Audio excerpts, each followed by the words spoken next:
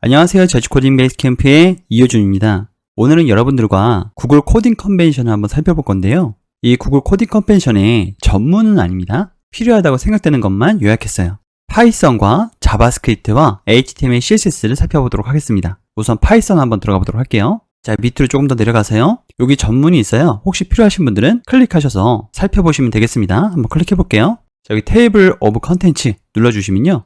이렇게 목차가 나오는 것을 볼 수가 있고요. 누르면 바로 그 링크로 이동을 합니다. 저기에 나온 번호 순서대로 이렇게 정리를 하였고요. 번호가 중간중간 빠져 있죠. 저희 회사에서도 이 구글 코딩 컨벤션을 대부분 동일하게 사용하고 있어요. 많이 쓰는 게 이제 구글 코딩 컨벤션하고 에어비앤비. 한국에서는 NHN의 두레이 컨벤션도 많이 보는 것 같아요. 자, 맺은 말은 최상위로 가져왔습니다. 원래 이게 맨 마지막에 있거든요. 결론은 프로젝트의 일관성을 유지하라입니다. 여기에 나온 컨벤션대로 그대로 따라가지 않고요. 여러분들 회사에 맞게끔 또 일관성 있게 코딩할 수 있게끔 변경을 해주시는 것을 권고해 드립니다. 자, 밑으로 한번 내려가 볼게요. 예외 처리입니다. 이 assert는 올바른 사용이나 예상치 못한 이벤트 발생을 나타내는 것이 아니라 내부적 정확성을 보장하기 위해서 사용이 된다고 얘기하고 있어요. 그러니까 에러가 발생될 곳에는 적절하게 에러를 발생시켜야 합니다.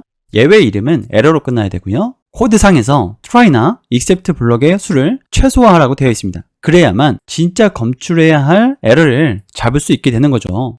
try except가 모든 코드를 다 감싸고 있다고 한다면 어디서 에러가 났는지 캐치할 수 없게 됩니다. 여기 나와 있는 것처럼요. 원하지 않았던 오탈자 에러까지 잡게 되는 거죠. 자, 밑에 좋은 사례와 나쁜 사례가 이렇게 있습니다.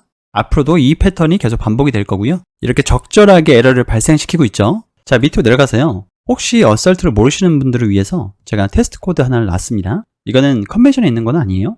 이렇게 assert 테스트가 헬로우냐 라고 해주시면요. 지금 헬로우죠. 그렇기 때문에 이 메시지가 출력되지 않고요. 헬로우기 때문에 월드가 아니죠. 그러면 이 에러 메시지 2가 에러로 출력이 되게 됩니다. 그리고 여기 같은 경우에는 이거 자체가 에러잖아요. 그래서 이 에러 메시지 3을 출력하지 않고 타입 에러가 출력이 됩니다. 자, 그리고 컴프레hension 문법 자주 쓰시죠. 그리고 제너레이터 표현식도 한번 살펴보도록 하겠습니다. 2.7번에 있고요.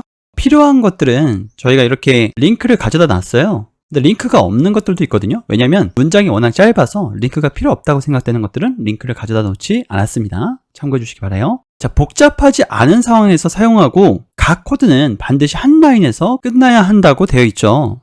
그러니까 리스트 컴프레hension을 막 몇 줄씩 쓰시는 분들이 계시는데요. 그렇게 쓰지 말고 이렇게 한 줄에 끝나게끔 사용을 하라고 되어 있습니다. 자, 밑으로 내려가서요. 여기 노 한번 보도록 할게요. 이렇게 for를 중첩해서 놓는다던가 이런 것들은 여기 보시면 이렇게 풀라는 얘기죠. 어떻게든 한 줄로 만들려고 하시는 분들이 계시는데요. 그럼 가독성이 떨어집니다. 자, 그리고 람다 함수입니다. 람다는 한 줄로 사용하세요 라고 되어 있죠. 60글자에서 80글자가 되면 정의하셔서, 그러니까 define 사용하셔서 사용하시는 것을 권장하고 있습니다. 자, 조건문 표현 한번 보도록 할게요. 간단한 상황에서는 이렇게 한 줄로 if문을 작성하실 수가 있습니다. 한 줄에 표현되지 않으면 완전한 if문을 사용하라고 되어 있습니다. 이렇게 간단하게 사용할 수 있는 것들은 한 줄로 표현이 가능하다는 거죠. 이거 yes예요. 그리고 밑에 들어가시면 no 같은 경우에는 여러 줄로 표현이 돼야 되는 것. 이런 것들은 완전한 if문으로 작성을 하라는 거죠. 참고로 저희 회사 같은 경우에는 한 줄 if문을 거의 사용하지 않습니다. 코드의 일관성을 위해서인데요. 밑으로 한번 계속 내려가 보도록 할게요. true나 false 평가. 이거는 파이썬을 처음에 언어로 접하신 분들은 당연하다고 생각하시는 건데요. 자바스크립트를 먼저 하시거나 자바를 먼저 하시거나 C를 먼저 하신 분들은 이 암묵적 false를 잘 사용하지 않으세요. 그래서 이렇게 사용하시는 것보다는 이렇게 사용하는 것이 좋고요. 이렇게 not user, 그리고 여기 괄호도 사용하지 않았죠? 밑에처럼 사용하지 않는다는 거예요. length의 유저가 제로인 것, 이런 것들은 이제 자바스크립트 쓰시는 분들이 보통 이렇게 사용을 하시죠. 그리고 이렇게 사용하지도 않습니다. 자, 밑으로 내려가 보도록 할게요.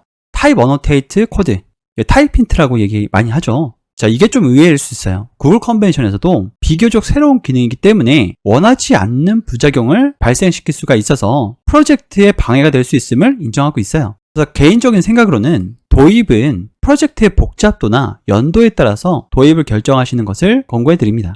나머지는 구글 컨벤션에 있는 내용이에요. 자, 유형 주석 채택을 방해하는 문제를 설명하는 투두 주석을 포함하여서 사용하는 것이 좋다라고 되어 있습니다. 그러니까 이게 이렇게 타입 힌트를 냈는데 이러한 타입대로 안 나갈 수도 있죠. 이런 것들은 투두 주석으로 만들어 놓으라는 거예요. 자, 세미콜론은 사용하지 마라 라고 되어 있죠. 그리고 라인 길이, 최대 행 길이는 80자인데요.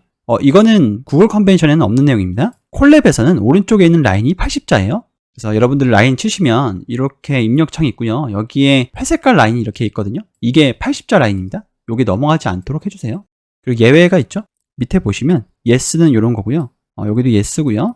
no 한번 보도록 할게요. 이렇게 여기서 역슬롯이 써갖고 이렇게 끊는 거 이런 것들은 사용하지 않고요. 그리고 리터럴 문자열이 한 줄에 맞지 않으면 이렇게 소괄호를 사용해서 묶어줍니다. 그리고 가능한 높은 수준에서 줄바꿈을 합니다.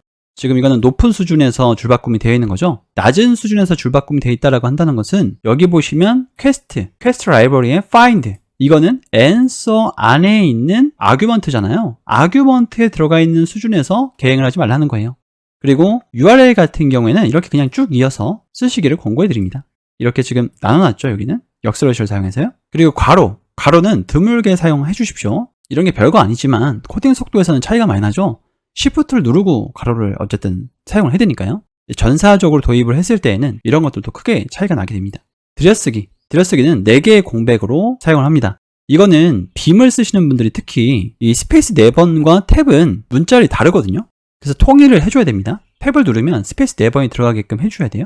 여러분 잘 아시겠지만 4번으로 하든 2번으로 하든 1번으로 하든 어쨌든 공백만 통일이 되면 작동은 하죠. 자, 그리고 주석과 독스트링, 모듈, 함수, 메서드 등 독스트링 및 인라인 주석이 올바른 스타일을 사용하였는지 확인을 해야 합니다. 참고로 구글 같은 경우에는 코드 리뷰 자격을 가진 사람이 팀 내에 꼭 한 명씩 있어요. 그 사람이 꼭 담겨야 되는 원칙들은 체크를 합니다. 자, 모듈 같은 경우는 이런 식으로 주석을 남기고요. 그리고 함수 같은 경우는 이런 식으로 주석을 남깁니다. 이거 생략하시는 분들 많으신데요. 생략하지 마세요. 이 함수에 대한 설명, 그리고 아규먼트, 리턴 이런 것들이요.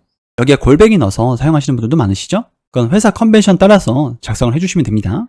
그리고 나올 수 있는 에러에 대해서 설명을 해주시면 됩니다. 자, 여기 인수에 보시면요. 이름별로 나열하고 설명이 너무 길어서 80자 한 줄에 맞지 않으면 더 들여쓰기를 해서 이렇게요. 이렇게 더 들여쓰기를 해서 설명을 이어나가시면 됩니다. 그리고 반환 같은 경우에는 함수에게 none이라고 한다면 이 섹션은 필요하지가 않고요. 레이즈는 아까 말씀드렸던 대로 모든 예외를 나열해 주셔야 돼요. 자, 그리고 클래스입니다. 클래스에 대한 설명이 여기 들어가고요. 클래스에 대한 요약이 여기 들어가고요. 클래스에 대한 인포메이션, 정보가 여기 들어가죠. 그리고 애트리뷰트에 대한 설명이 여기 들어가게 됩니다. 그리고 각 매직 메서드와 메서드 설명이 이렇게 기존의 함수에서 썼었던 이 주석대로 들어가면 되는 거죠. 자, 그리고 블럭 및 인라인 주석입니다. 여기서 주의해야 될 게 코드를 설명하지 않는 거예요. 코드를 읽는 사람이 당신보다 파이썬을 더 잘한다고 가정하세요 라고 되어 있죠. 그래서 I가 뭔지, J가 뭔지 이런 것들을 설명하기보다는 이게 어떤 행위를 하는지, 이게 어떤 행위를 할 건지, 그래서 앞으로 어떤 코드가 작성되어야 되는지 이런 것들을 작성해 주시면 됩니다.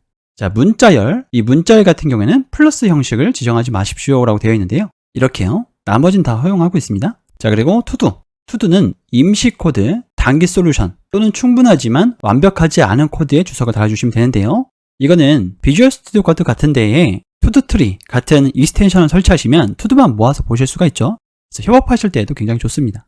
이렇게 이름을 달아주시던가 아니면 이거에 대한 버그 넘버가 있는 링크 같은 아니면 참조 링크가 있는 링크 같은 것을 넣어주셔도 됩니다. 자, 그리고 명령 규칙은요. 워낙 많은 규칙이 있어요. 그래서 링크로만 이렇게 남겨드립니다. 여러분들 다 아시는 거예요. 숫자가 앞으로 가면 안 되고요. 클래스는 앞에 대문자를 사용하고 일반 변수는 소문자나 언더바로 시작을 하고 또 언더바로 하나만 시작하는 것은 프라이빗한 변수다. 아니면 이제 이런 것들이 여기에 들어가 있습니다. 자, 이번 시간은 여기까지 하도록 하겠습니다. 감사합니다.